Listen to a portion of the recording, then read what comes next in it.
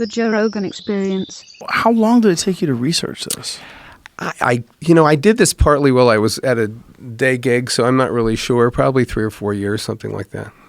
There isn't as much as you would think, because the reason is, I mean, there's a fair amount, and it's all in Texas, which is good.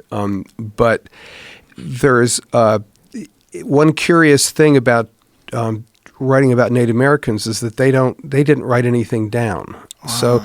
So if you're writing about, say, Winston Churchill, I mean, you can track him from like his bath in the morning to his seventh note to Asquith and his note to Asquith to his notes to his wife to all of his proceedings in Parliament and everything he ever did. It's like moment by moment.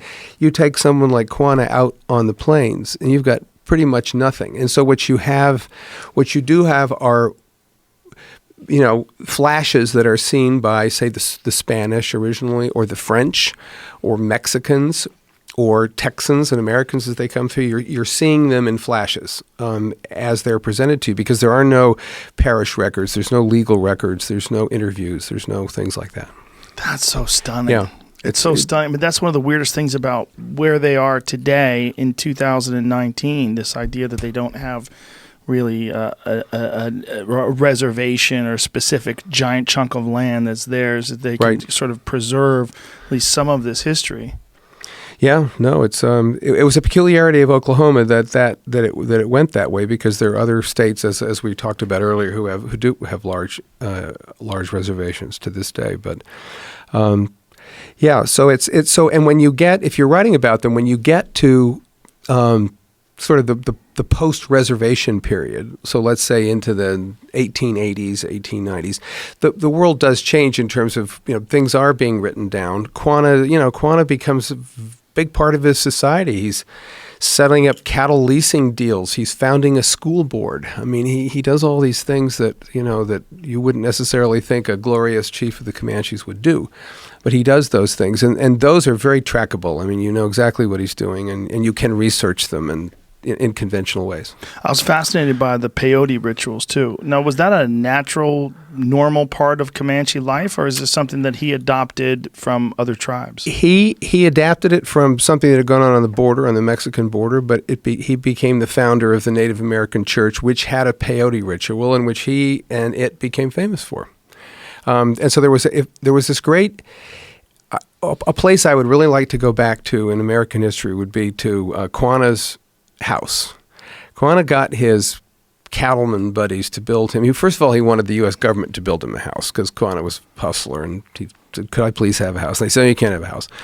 So he went to his cattleman buddies, and they built him this house, magnificent house. It was like 4,500 square feet, double porch with these giant white stars in the roof. It became known as... Is that his house right there? That's Star House. It's fallen down, but yes, in its heyday, it looked really pretty So that spiffy. Still exists to this day? It does, and it's about to fall down. And Who owns it? This a guy who lives in Cache or Lawton, Oklahoma, and who has been unwilling to accept help or money from everybody from the Comanche Nation to... That's it right there. It always had the stars on the roof like Yeah, that? it did, because he saw that U.S. generals had these stars on their collars, and he wanted like more than they had. Wow. But that sits there in Cache, Oklahoma. Now I've been in it, but it's gotten so beat up now that they don't let you go in it anymore. But it sits there. So as long as we have that there, in 1895, if you went there in the let's say early 1890s, it would have been one of the most amazing scenes. We had people like Geronimo coming to dinner. Roosevelt came to dinner. Nelson Miles, the great general, came to dinner. He had I think it was a Swiss-Mexican cook. He had 6 wives. He had 21 children, 19 who grew to adulthood. The house is full of kids. It would have been surrounded by lodges. And the reason it would have been that is because his own tribe had come in for help, money or pay for a funeral or going back to a peyote ritual, which is a healing ritual. And so you would have seen one of the great scenes in the American West. And people, when he died in 1911, people found out that he'd given most of his money away to all these people who had come in asking for his help. He had, in fact, helped them and given most of his cattle ranching money away that he had made. Now, this house is owned by one individual? Yes. And so, but it's a historical landmark, and no one's preserving it. They're not doing anything to. I don't know all the details of it, but it's owned by Wayne Gibson and his sister, as far as I know, still, and they've owned it for a while. They don't want any help. That house was put into an amusement park years ago to preserve it. That was owned by Wayne's uncle, as far as I know, and so it was taken apart. It was. Was it taken apart?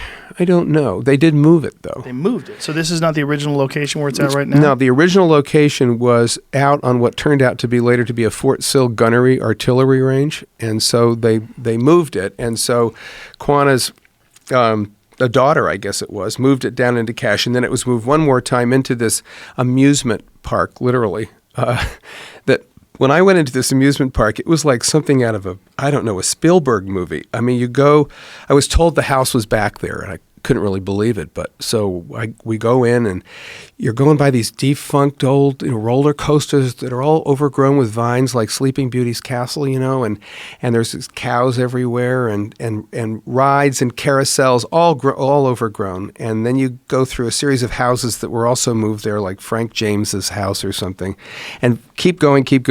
In the back, there that thing was. The house was sitting there. Wow. Now, it is his. He owns it. He's been approached, as I said, by all sorts of different people, consortiums of people with money who want to buy it or just save it.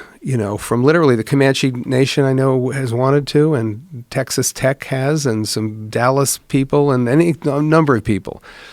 And so, to my knowledge, thus far, he refuses to sell or to take their help. Damn, is that him right there? Yeah, I think that is. Yeah, that's him. Wayne Gibson. Yeah. Come that's on, him. Wayne. Hey, so he's a perfectly nice guy. He feels the house is very special in his family, and it is indeed very special. But he won't. The last tour I got with him, as you're going up the main stairwell, there was a 4-foot by 6-inch hole in the roof above the main stairwell. I mean, you can't really have a 4-foot by 6-inch hole. No, that might be it. There it is. And the rain would just come through. And so what can you do to preserve a house like this while still leaving it the way it is? So it's, you know what I'm saying? Like, you would have to replace the wood. Now, if you replace the wood, is it still the same house? Like, there's arguments about boats. Yeah. They've found some ancient boats, and they've done some rebuilding of these boats. Now, all of a sudden, you're looking at new wood in the shape of this old boat. Like, what is it now? What is it? Yeah. So I tell you, the first time I walked in there, which was 15 years ago, you wouldn't have needed to do that much work to it. 15 years ago. Yeah, you would not have needed to. You would have needed some bolstering for sure, and the foundation would have needed some work, but it has gone way downhill because nothing's been done to it. So now, I don't know, but when I walked in there, you really could have, a good carpenter and, carpenter team in a month, you could have shored that thing up. Jesus Christ. Yeah. That's so sad. Yeah, and I don't know how much of it. I mean, a lot of it was, the problem was with all those holes in it, stuff had started to rot. And rot is different than, And then you would have to actually really replace that wood. So at the end of the day, it was going to be, a certain percentage of it was going to be new. But at least you could sort of get a semblance of what it was and do your best to sort of, I mean, if you had like a real good architect on hand and a real good engineer and someone from some sort of historical society where they could look at it and say, okay, this is, we want to maintain as much of this old stuff as possible while making sure this thing can last for more people to see it. I think they could still do that, but I'm no expert. But it's there's plenty of it that you can save, and there's things like there's that famous. It's in my book. It's a picture of the table, Quanah's table there, and you've got the tin ceiling that's still there, and the floorboards are still there, and those are all the same, stuff. So I don't know. I'm no expert on it, but until the owner, because it's his. Until the owner decides to do something to it. Come on, bro. What's his name? I think it's Wayne Gibson. Wayne Gibson. Come on, Wayne. It's ridiculous, Wayne. He's a lovely guy. I'm sure he's a lovely guy. He just doesn't want to do that. Get your shit together, thing. Wayne. Yeah. It's a giant part of history.